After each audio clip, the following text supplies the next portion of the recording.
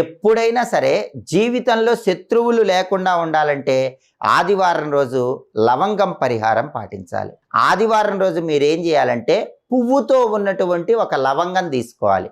లవంగానికి ఖచ్చితంగా పువ్వు ఉండాలి. పువ్వు ఉన్నటువంటి లవంగం తీసుకొని మీకు ఎవరైతే శత్రువులు ఉన్నారో ఆ శత్రువుల పేర్లన్నీ మనసులో చెప్పుకుంటూ పువ్వుతో ఉన్న ఆ లవంగం చేతిలో పట్టుకొని ఉండాలి. చేతిలో పట్టుకొని పిడికిలు బిగించి మీకున్న శత్రువులందరి పేర్లు చెప్పుకోండి. అలా చెప్పుకొని ఈ శత్రువులందరూ కూడా మిత్రులుగా మారిపోవాలి, శత్రు బాధలు నశించిపోవాలి అనుకొని ఆ లవంగాన్ని తీసుకుని వెళ్ళి నిప్పుల్లో పడేయాలి. అప్పుడు క్రమక్రమంగా మీరు ఎవరైతే పేర్లు చెప్పారో వాళ్ళందరూ కూడా మిత్రులుగా మారిపోతారు. నిప్పులంటే గ్యాస్ స్టవ్ మీద వేయచ్చు. గ్యాస్ స్టవ్ వెలిగించి లవంగం చేతిలో పట్టుకొని శత్రువుల పేర్లన్నీ చెప్పుకొని ఆ లవంగం గ్యాస్ స్టవ్ మీద వేయచ్చు. ఇలా కనీసం 12 ఆదివారాలు చేయండి. 12 ఆదివారాలు ఈ లవంగం పరిహారం పాటించినట్లయితే శత్రువులందరూ మిత్రులుగా మారిపోతారు.